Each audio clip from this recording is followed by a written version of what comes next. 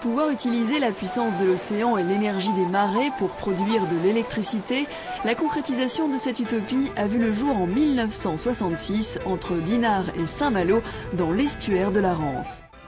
Et l'on construisit le barrage.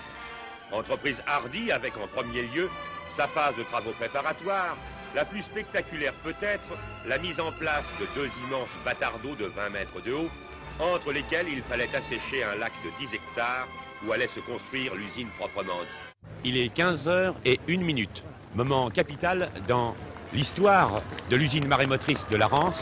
Le cortège officiel du général de Gaulle, président de la République, vient d'arriver.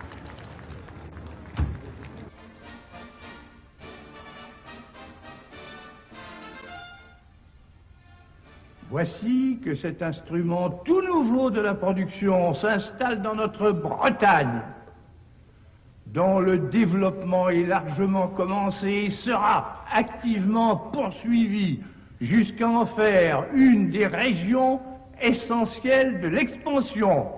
Cet ouvrage, moderne par excellence, s'encadre dans un des sites géographiques et historiques les plus émouvants qui soient, sans en briser aucunement l'harmonie et la signification. Et depuis, donc, l'usine marémotrice fonctionne et produit son énergie propre et renouvelable. L'estuaire de la Rance n'a pas été choisi par hasard. Par sa configuration géographique particulière, avec 20 km de long et 750 mètres de large à l'embouchure, on y remarque de très fortes amplitudes de marée, parmi les plus importantes d'Europe. Aux équinoxes, donc, la marée peut atteindre 13,50 m. Ce qui en fait le site avec les plus forts coefficients de marée donc, en Europe et au monde. Le barrage fait 750 mètres de long et fonctionne selon le principe de différence de niveau. À marée montante, l'eau passe à travers 24 turbines appelées groupes bulbes de 10 MW chacune pour produire de l'électricité. Lorsque le réservoir est plein, l'eau s'écoule vers la mer au travers des 24 groupes bulbes en produisant également de l'électricité. Le barrage fonctionne donc à double sens. L'usine marémotrice produit 540 gigawattheures par an. C'est l'équivalent de la consommation d'une ville de 300 000 habitants. Bon, ici, on a l'habitude de dire l'équivalent de la consommation de l'agglomération de Rennes. Après 40 ans d'exploitation, le bassin de la Rance est aujourd'hui le seul site où peut être évalué à long terme l'impact écologique d'un aménagement marémoteur. L'estuaire de la Rance dans les Côtes-d'Armor était un lieu de pêche et de tourisme. Aujourd'hui, il est envahi par les boues grises. La vase ne cesse de gagner du terrain, les plaisanciers s'y échouent régulièrement, les pêcheurs ont délaissé les lieux. Le phénomène est naturel, mais il est accentué par l'activité de l'usine marémotrice. L'estuaire de la Rance est un environnement naturel magnifique. Il est victime d'un envasement massif causé par l'usine marémotrice du barrage de la Rance. Au nord de Dinan, la Rance rejoint la mer et forme l'un des plus grands et remarquables estuaires de France. Entre Dinard et Saint-Malo, l'estuaire s'élargit et forme un canal naturel animé par les plus grandes marées du monde. En 1966, après 5 années de travaux, l'embouchure de l'estuaire de la Rance est fermée par une infrastructure unique en son genre, le barrage usine marémotrice de la Rance.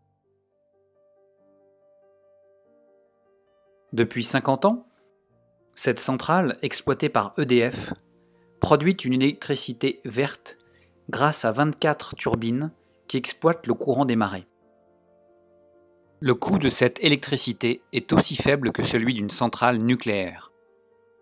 Mais énergie renouvelable ne rime pas automatiquement avec respect de l'environnement et développement durable. En 50 ans, l'usine EDF a créé un envasement massif. Les vasières, présentes sur un tiers des surfaces dans les années 50, couvrent aujourd'hui les 2 tiers de l'espace. Le désenvasement de l'estuaire est une urgence.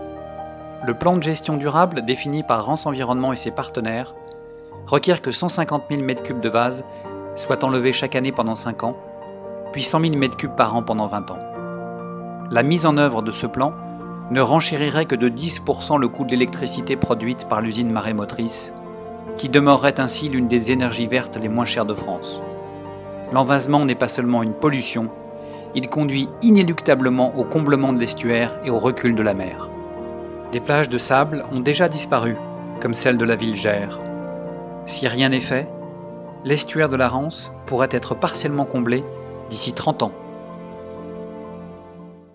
Un rapport du ministère de l'Environnement vient de reconnaître la responsabilité du barrage EDF et préconise le retrait de 250 000 m3 de vase en 5 ans, trop peu et trop court pour les associations. Avec d'autres désaccords comme le financement, ce problème des boues grises de la Rance pourrait encore s'enliser quelques années.